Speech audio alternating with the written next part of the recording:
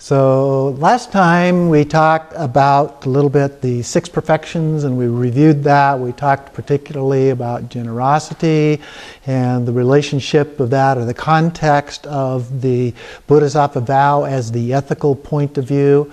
And generosity and ethics from a Bodhisattva path are essentially the same thing. The Bodhisattva vow, the essence of the Bodhisattva vow is to achieve enlightenment for the benefit of other sentient beings, or all sentient beings that include yourself.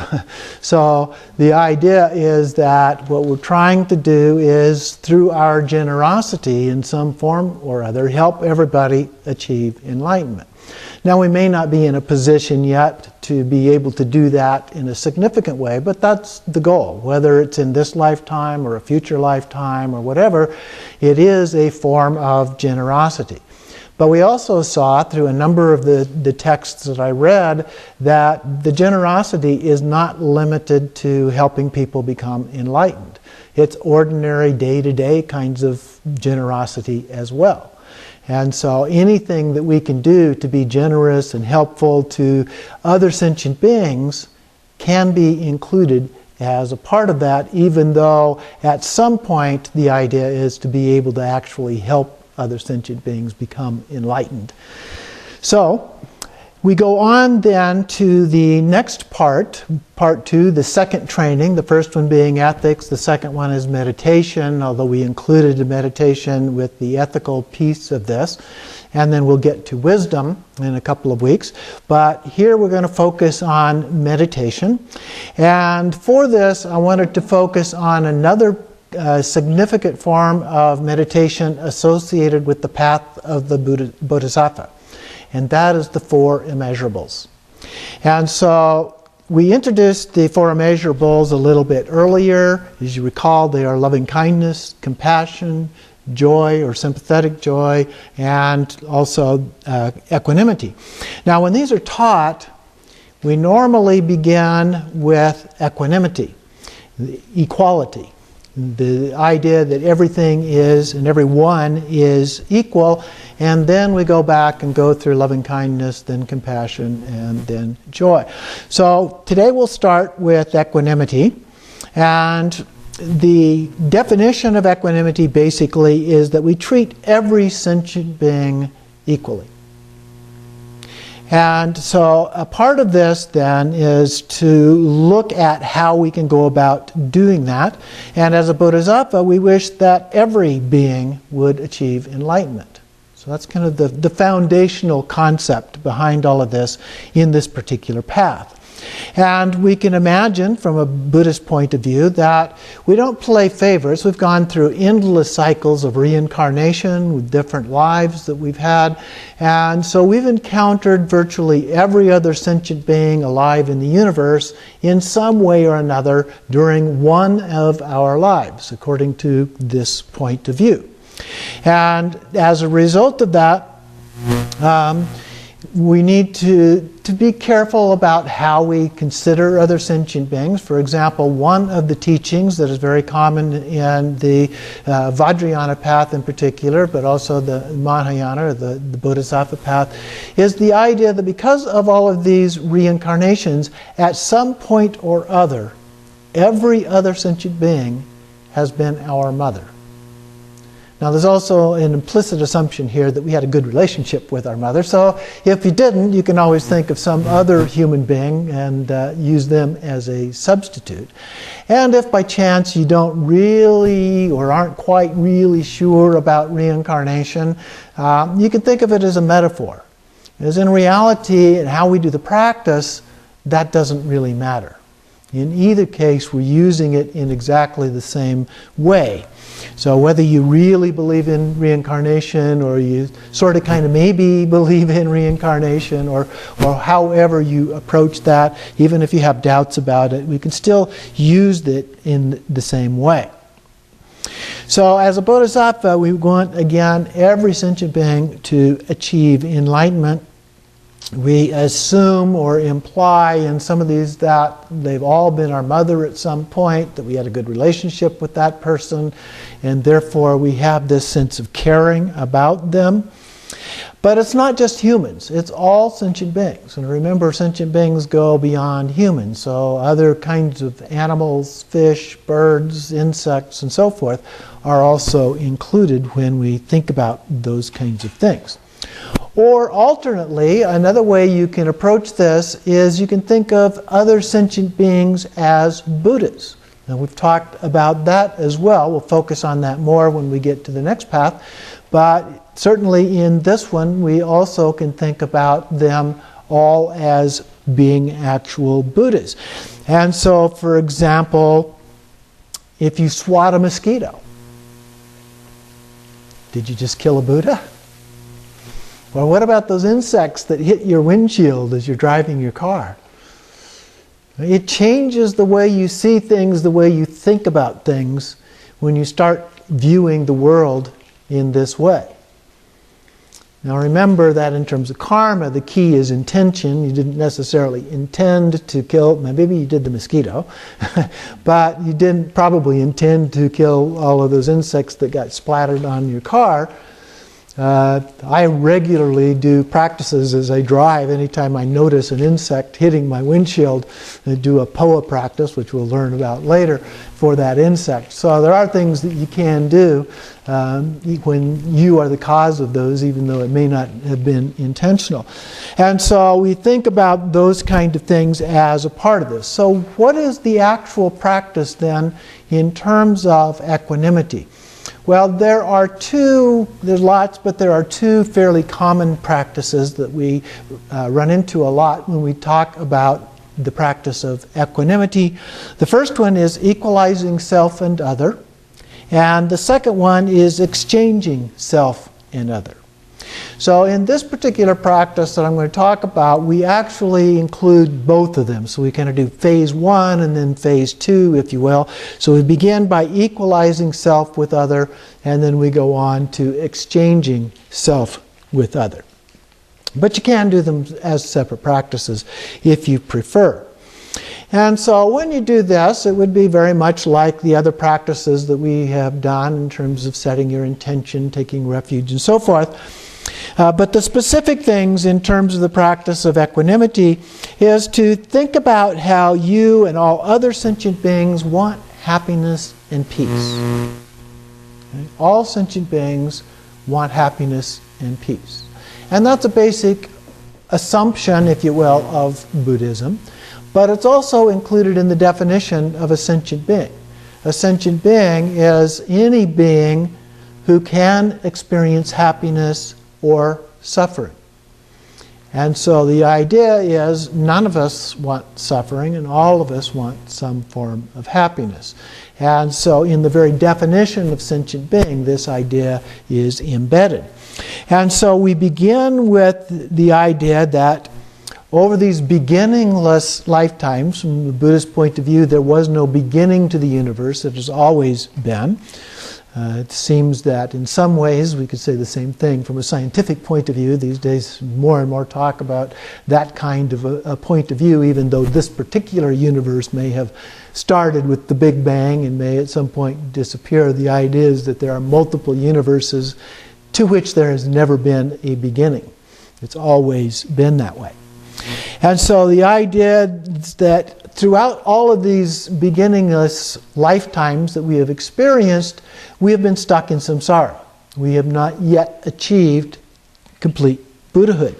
And so we have this fundamental ignorance of the true nature of things that as a result of this, we tend to focus on ourselves, and as a result of that, all of these problems manifest. We become attached to things or averse to things that manifest in various kinds of obscurations and so forth. We're stuck in samsara as a result, and we also then reincarnate over and over and over again as long as we are stuck and remain stuck in that.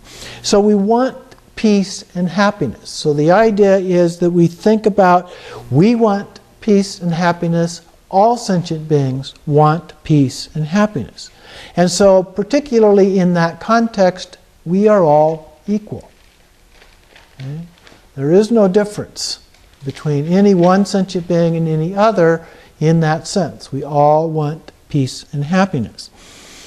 And so we think about that and begin by thinking of it in terms of one particular individual. It could be anybody. Just pick out somebody that you're close to, someone you know, and you think about them wanting peace and happiness. And then you move on and think about another individual and them wanting peace and happiness. And so you go through this until you've kind of exhausted a list of individuals, your family, friends, and acquaintances, that type of thing. And so it can be quite a number of people, but you think about them, you imagine them, seeing them individually as you do this practice, and it begins to develop a sense, yes, okay, I see how all of these people equally want this peace and happiness. And so then we move on to others. We might think of different groups of people that perhaps we don't know individually, but we think about neighbors, for example, or other people that live in the community that we live in, or the state that we live in, or the country that we live in, or the entire globe, the Earth, planet Earth. Or maybe there are other planets in the universe. Well, we know there are other planets, but maybe there are other planets on which there are various forms of life. And think of them as sentient beings. You know, there are a zillion stars in the universe. And so we know that there are many, many planets. We're beginning to discover that there are countless other planets out there. So there's certainly a chance that there may be some form of life on other of these planets. And so again, we began to think about the bigger picture, if you will, of this. And then we go back and we think not so much about maybe neutral people as those categories, but actual enemies or people that we may dislike in some way. And we think about them, again, individually if you can. And you go through that list, if you can think about individuals, and some of us may not have a long list of people we would regard as enemies or people that we dislike, but then we could think about maybe groups of people, such as Al-Qaeda that dislikes various other groups of people. Or in some cases, at various times, various religious denominations have disliked other religious denominations, and so forth. Or Republicans dislike Democrats, Democrats dislike Republicans. I mean, you can start thinking of lots of different groups, and it doesn't have to be really serious, bad kinds of relationships necessarily, but just some kind of dislike or disagreement, those kinds of things. So we begin thinking about those, but even they want happiness and peace. It may be in a slightly different manner than we want it, but they still want that in some way or other. Okay? And so we go through the list and again begin thinking about them and so forth. Even though we don't know them personally, we think about this and we continue doing this kind of a process until we recognize that, yes, indeed, all sentient beings want peace and happiness, at least in some form or other. Okay? So that's the first part of the practice. Then we get into exchanging self and others. And we have a saying about walking in somebody else's shoes or somebody else's moccasins, and that's the basic idea here, that we're trying to put ourselves in their position and see it from their point of view. Okay? And so we go through the same list, if you like. You begin with some acquaintances, people you know, and you try to put yourself in their position. How do they see the world? How do they understand things going on?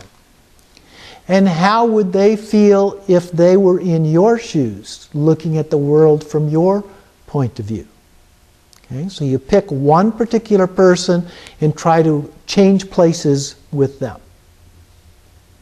And try to see how they see things. You've probably seen a movie or two with this kind of a theme, where two people magically exchanged places, or in some of them they deliberately changed places with each other. But in any case, there's a variety of those out there, and then they go through the experiences of those individuals, trying to see it from the perspective of the other person. So that's the basic idea. You go through that first with one individual, then you pick another, another friend, acquaintance, and you put yourself in their position. And imagine them in your position. And again, you go through that and imagine what that might be like. And then you go through all of your list, and then you begin to look at other groups, more neutral kinds of parties. You go through those lists, your neighbors, other people in the community, and so forth, just as we did before. And then we talk about enemies, or think about enemies. Who are those people that we either dislike or dislike us in some way or other, or that we have differences with in one way or other? And we again go back through those kinds of points of view. Try to put yourself in their position. So if you're a Democrat, try to imagine a Republican point of view. If you're a Republican, try to imagine a Democrat point of view, and so forth. Or other kinds of groups. If you belong to one particular religion that's averse to another, you try to imagine again the reverse point of view with any other particular religious point of view. Or any other group for whatever reason. What are the differences? Imagine yourself as an Al-Qaeda member. Why would you feel the way that you do? How do you feel? Why do you feel that way?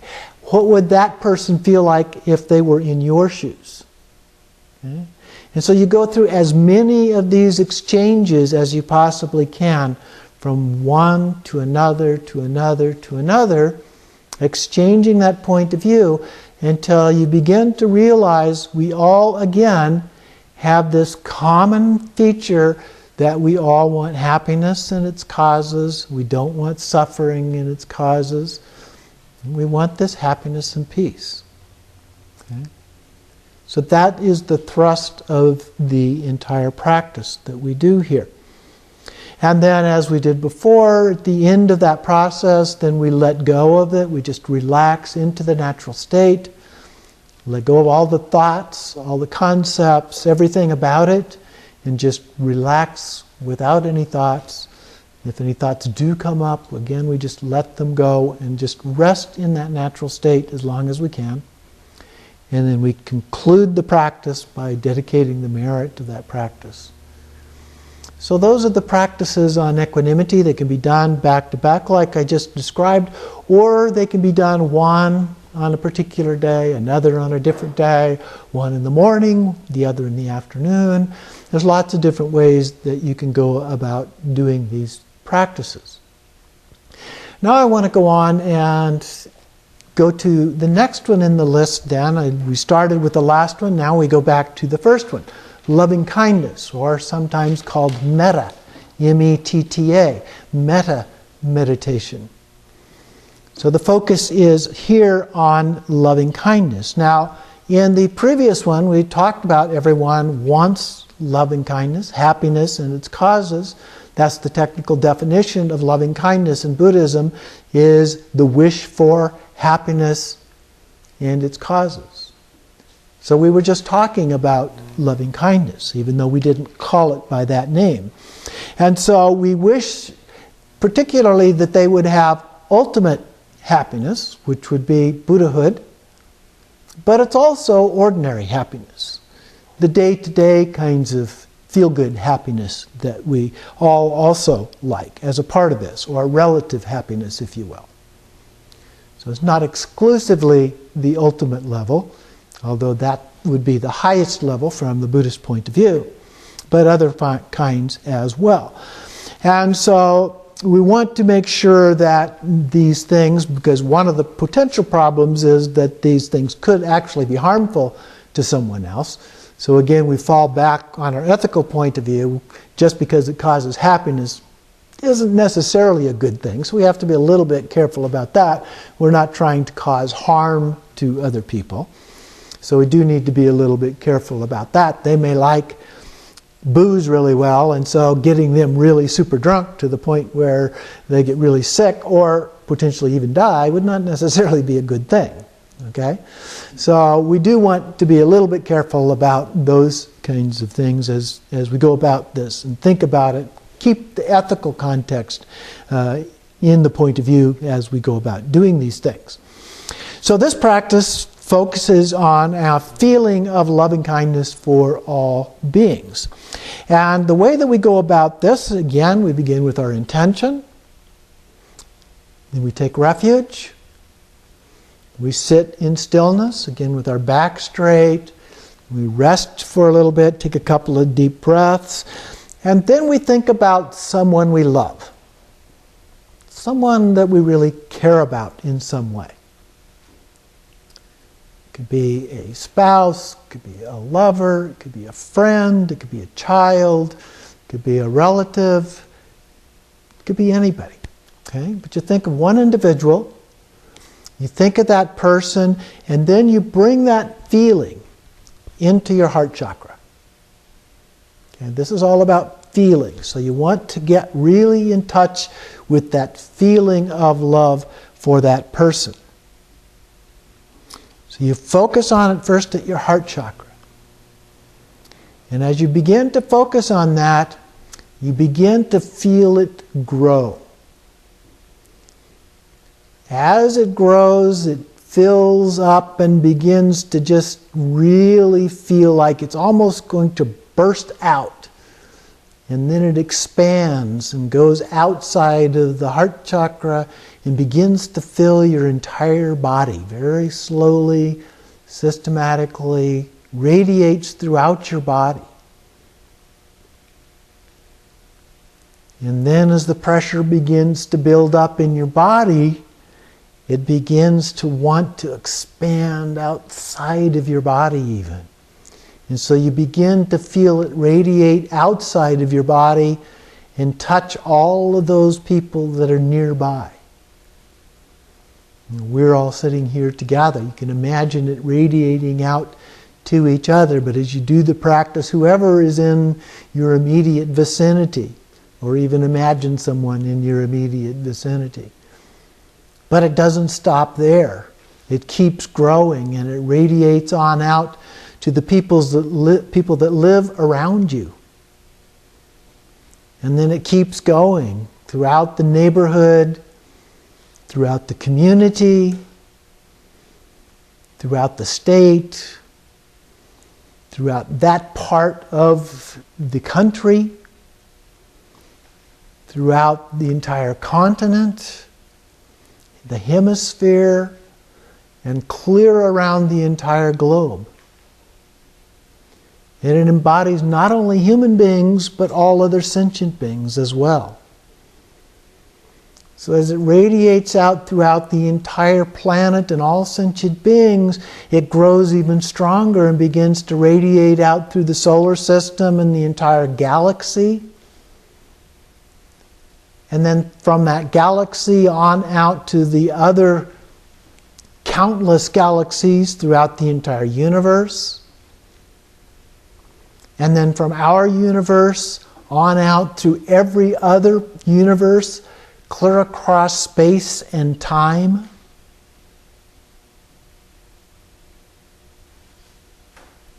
And then you just let it go and rest in the natural state without any thoughts, without any concepts. And just rest in that state as long as you can. Then dedicate the merit. And then see if you can keep in touch with that feeling throughout the day, as you go about doing other things, as you see other sentient beings, human or otherwise. See if you can radiate that feeling of loving kindness going out to them as a part of that. As well as continue then to keep mindfulness of your body, speech, and mind as you go about the rest of your day.